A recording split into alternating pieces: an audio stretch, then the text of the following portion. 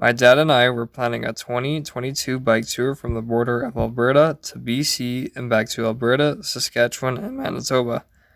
Just before we were about to leave, our van broke down with major repairs. Moreover, my dad's rear rim kept pinching his tube, resulting in a flat. After 7 flats in a row, he finally discovered what was causing the problem. As a result, we decided to change our plans for the ABC bike tour with less than a week before our departure to Alberta. We decided to remain in Manitoba and complete our unfinished tour of the Mega Manitoba Movie. It was a good decision because while we were touring in Winnipeg, the capital of Manitoba, my rear derailleur mount broke, which caused some $300 damage to my bike. We will post a video of this story in an episode to come. As you can see, we are getting ready for our new bike tour, the ABC Movie. That's right.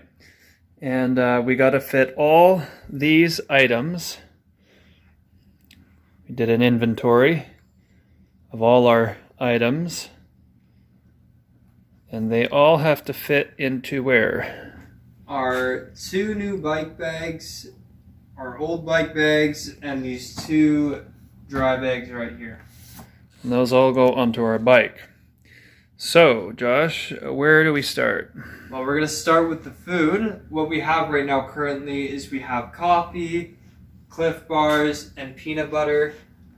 We're also going to get sardines, beef jerky, cup of soup, tuna, all sorts of stuff like that. And we also have a little extendable fork where we could cook smokies on an open fire or hamburgers or something like that.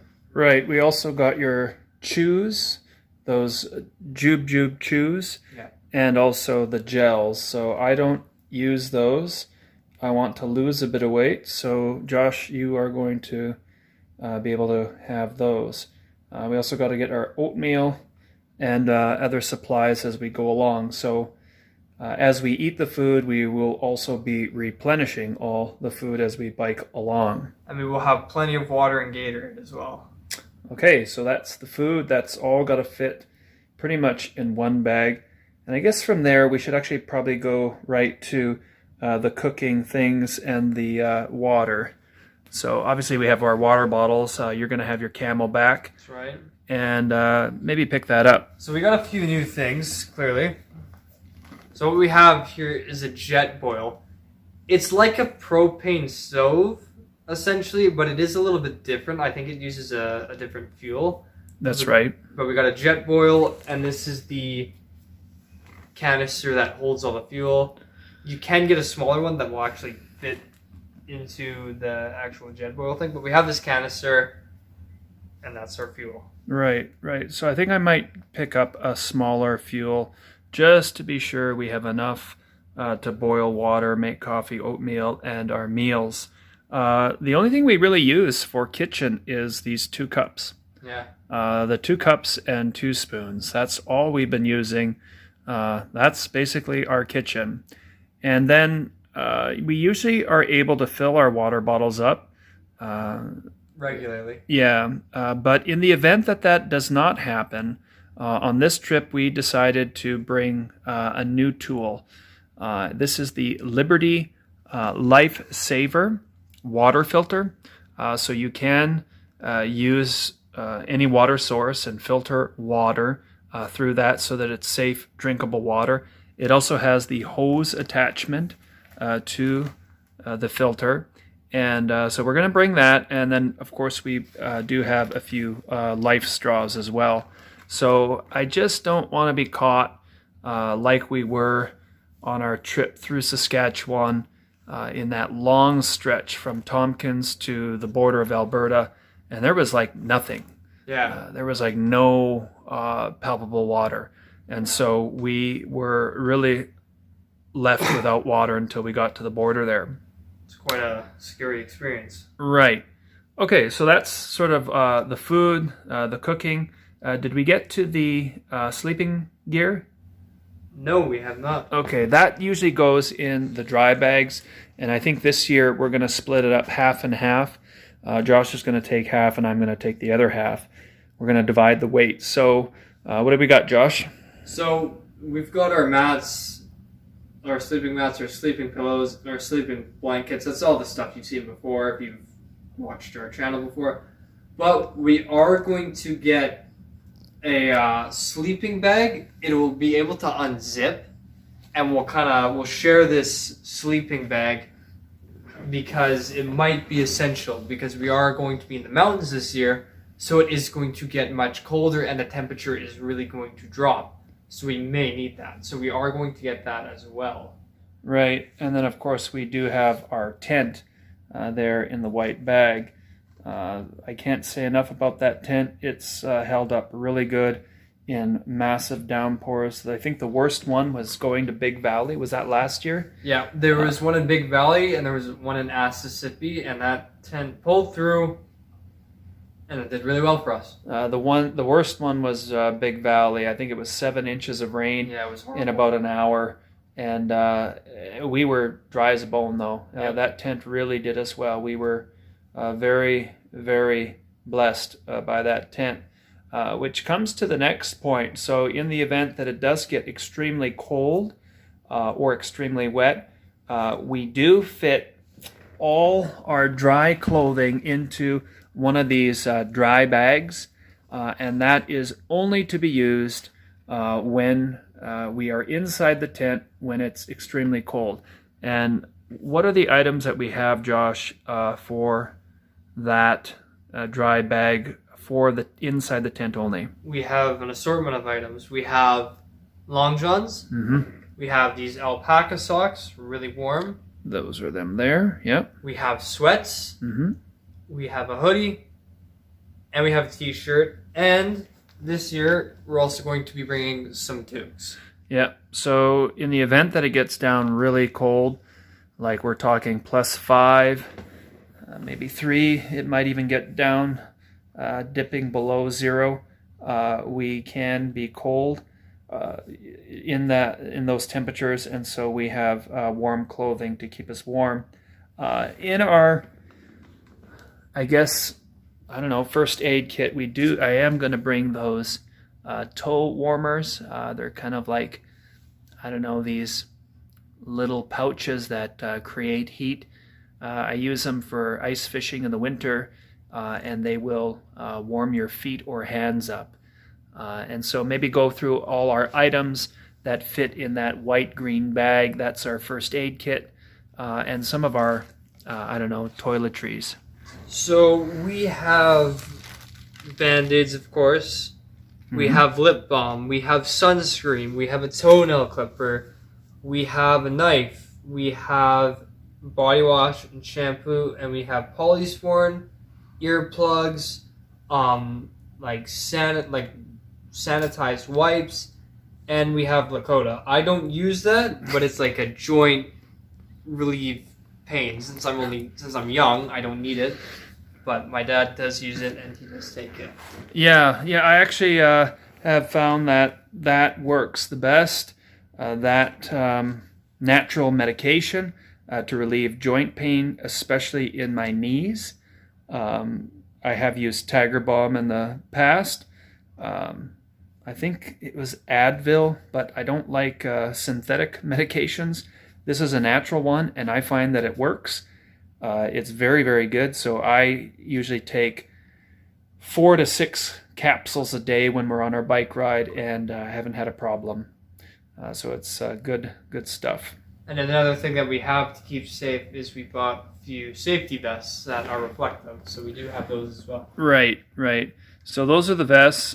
We do have a few wool socks for when there is maybe a downpour or a rain. We can wear those wool socks while biking. Rubber gloves as well to keep our hands warm. We do have those extra ponchos as well. Never had to use them, actually. That's right. We've never used those. So, but we've been very fortunate, Josh, that we've got to our destination or set up our tent just in the nick of time. We've always kind of missed the rain. I mean, we've been in some little rains and all that. I mean, it was spitting, but that's not gonna, that doesn't matter. That's right. That's right. So kind of moving along with some of our rain gear, we actually do have rain jackets and rain pants as well. Right. These are our rain jackets this year. So if you want to grab that.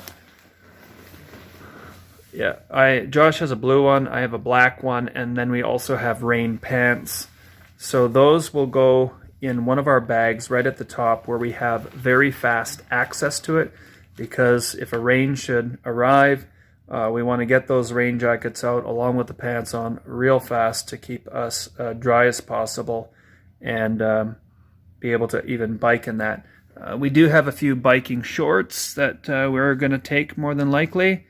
I recently purchased a Brooks saddle. It's been pretty good. I'm hoping that I don't have to use bike shorts, but we'll see. I'm going to take some biking shorts just in case. But it's actually been pretty good. Each time I ride my bike locally around here for a 25, 30, 50K bike ride, it seems to be getting better and better. So I'm actually very pleased with it so far. It keeps on getting broken in. And lastly, we have all our repair equipment here. You want to run through any of that, son? Yeah, we have, okay, so in these pipes here, we have extra spokes, because if you remember last year, if you've watched that, our spokes, my dad's spokes broke, and we were not able to continue the bike trip because of that. So we have extra spokes. We have a wrench with a tool. It'll actually take your socket off. Yeah, it's called a chain whip. Yeah. Along with the little sprocket that you need to take the sprocket off, the cassette, so that if we do need to access the rear wheel to repair a spoke, we have all the tools now to do that. What else do we got? We have also like some chain, something to tighten our spokes. We have an Allen key. We have a couple of chain breakers, a few reflective strips, and rubber bands as well. Mm-hmm. We also have our pump to pump up our tires. And we have a repair kit. Yes. With patches. So those actually, I've been using the Bell ones. I literally just get them at Walmart. And they actually work pretty good. I just had a flat a couple of days ago. I was on a 50K bike ride. Got a flat in 15 minutes. I was able to repair it right on the side of the highway and up and running again. We also have spare tubes as well. That's right. So I have a brand new one. It looks like you have 2 tubes that need to be repaired. So I'm going to have to pump those up and see how bad they are. So we're probably going to have to buy you a brand new tube, at least one. And I'm going to buy another one. I think I want to have 2 spare tubes on hand. And the other thing that we need to take is these bike locks. So we have a U-lock and a cable lock, actually 2 cable locks. So we usually try to use one of the cable locks to connect our bicycles to a fixed object, whether it's a tree, a picnic table, or something else. And then, of course, our U-lock, and we tie that all together. We do have a couple of Ziploc bags and plastic bags for maybe garbage and the like, but that's pretty much the long and short of it. We have a few more items to fit in the bags. We're going to do a dry run to fit all that we can in the bags. We might have to, I don't know, take away a few items. Who knows? Yeah, see what happens. See. Okay, and then of course we're gonna have to put in all our day-to-day clothing as well. So whatever we have and whatever we're wearing, we're gonna have to figure that out, and also a change of clothes as we're on the way. We don't want to mix that up with our dry clothing that we'll keep inside the tent in one of those dry bags. That's only for when we're inside the tent, out of the rain. We can't get that stuff wet. Yeah, that's right. Or else, if it's wet, we're cold, we're done. That's right. Okay, well, that's our video before we head out on our next bike tour. So we just finished putting all of our stuff in our bags. So this is kind of the final fit of everything. Yeah, it looks like we got everything into our bags that you've seen here in the video. We got the 2 new Thule bags, the old bike bags. I bought a new dry bag this year. The tent alone is in there. We're going to have to put that somewhere on my bike. And in this bag, I think we put all our rain gear and your sleeping mat and the bike locks in there. No, the bike locks aren't here. Oh, what did we put in that yellow bag then? We put in the rain gloves, the wool socks, the mat, and our rain gear. Right, and the only thing that we need to put in there now is 1 sleeping bag. So we still need to buy a sleeping bag, a few more supplies, and yeah, just some food. And I think I have a bit more room for the food that I'll be carrying in the new bags. So I'm pretty impressed that it all fit in there, and I think Josh and I have divided the weight up evenly between us, because I think for the last number of years I've been carrying the majority of the weight, but I think we need to break that up and distribute the weight throughout our bikes so that we don't run into the same problem we had last year, and that was some broken spokes. That's our gear. The only thing else that we need also in that last bag there is to put in a change of clothing, but we have lots of room for that. That's it. As you can see, we're getting for... Okay, just a second here.